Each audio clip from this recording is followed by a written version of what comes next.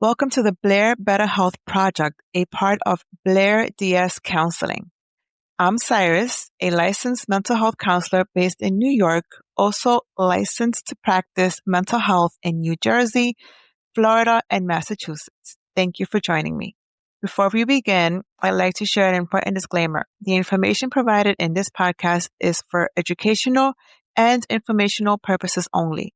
While I draw on my professional training and clinical experience, this podcast is not a substitute for therapy, psychological treatment, medical advice, or a therapeutic relationship. Every person's experiences and circumstances are unique. The information shared here should not be used to diagnose or treat any mental health condition. If you're struggling with your mental health or have concerns about your emotional well-being, I encourage you to seek support from a qualified mental health professional in your area. If you are experiencing a mental health emergency or are concerned that you may be at risk of harming yourself or someone else, call your local emergency services or go to your nearest emergency department immediately. With that said, I'm glad you're here. I hope these conversations provide practical tools, fresh perspectives, and encouragement as you continue your journey towards better mental health. Guys, let's talk about boundaries because, to be honest, the vast majority of my clients have very poor boundaries, don't know how to set them, don't know how to enforce them. Okay? Have you ever said yes to something you really didn't want to do? Most of us have. Let's be honest. Maybe you were tired. Maybe you didn't have the time. Maybe you simply just didn't want to do it. But instead of saying no, you said yes. And then you spent the next few hours or even days wondering why you agreed. If that sounds familiar, you may not have a problem knowing what you want. You may have a problem feeling comfortable communicating what you want. And that's where boundaries come in. What is a boundary? Boundary is not about controlling another person. It's about communicating what you are and are not comfortable with, what you are willing and unwilling to do, and how you expect to be treated. And here's something really important. Your boundaries don't have to look like someone else's boundaries. What feels disrespectful, one person may not feel disrespectful to another.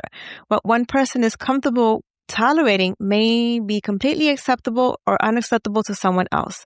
That's why creating boundaries start with asking yourself, how do I want people to treat me? Not how does everyone else expect me to be treated, but what feels respectful to me.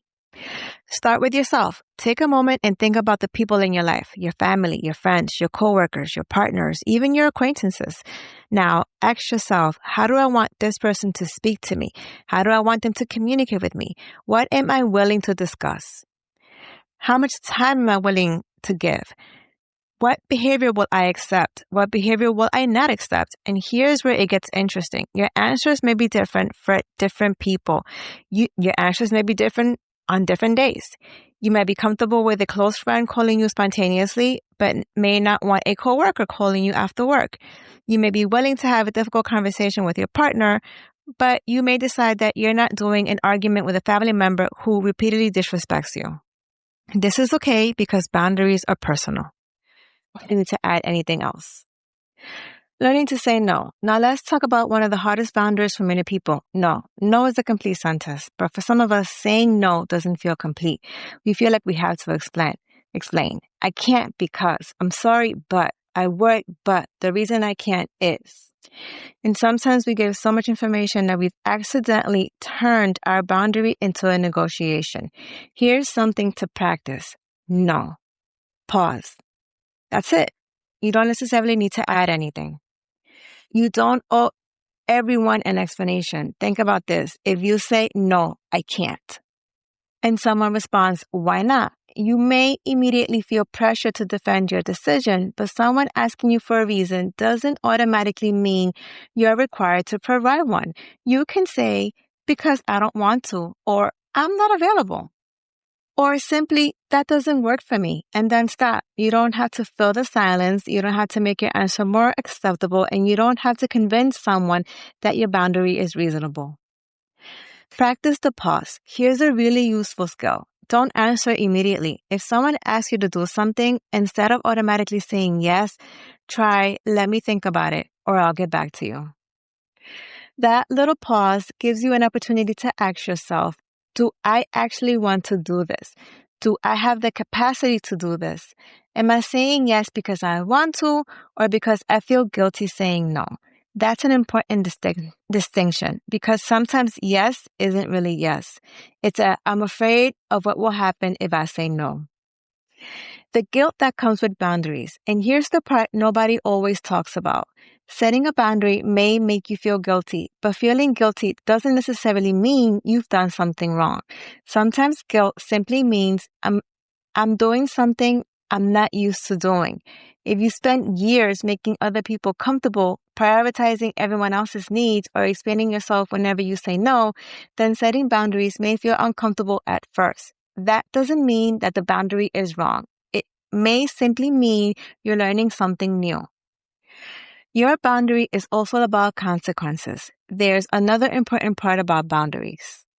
A boundary isn't, you can't do that. A boundary is often, if you do that, here's what I'm going to do. For example, if you continue yelling at me, I'm going to end this conversation and we could talk when you're ready to be calm. That's a boundary. You're not controlling the other person's behavior. You're communicating your response to their behavior. A boundary exercise. So here's something you can try. Think of one relationship in your life where you feel uncomfortable, overwhelmed, resentful, or unheard. Ask yourself, how do I want to be treated with this person? What behavior am I no longer willing to accept? What am I comfortable saying yes to? What am I comfortable saying no to? What explanation am I giving that I don't actually owe? And finally, what will I do if my boundary isn't respected? Write those answers down because you can't effectively communicate a boundary that you haven't first identified for yourself. In closing, boundaries aren't about being cold. They're not about pushing everyone away. They're not about never helping anyone. And they're certainly not about making everyone else behave exactly the way you want them to. Boundaries are about knowing yourself well enough to say, this is what I'm comfortable with, this is what I'm not comfortable with, and this is how I want to be treated. And sometimes, no, without the guilt, without the 10-minute explanation, without apologizing for having a limit, because you are allowed to have boundaries even when someone else doesn't understand them. And you are allowed to say no without turning your no into a debate, and your boundary doesn't need everyone else's approval to be valid.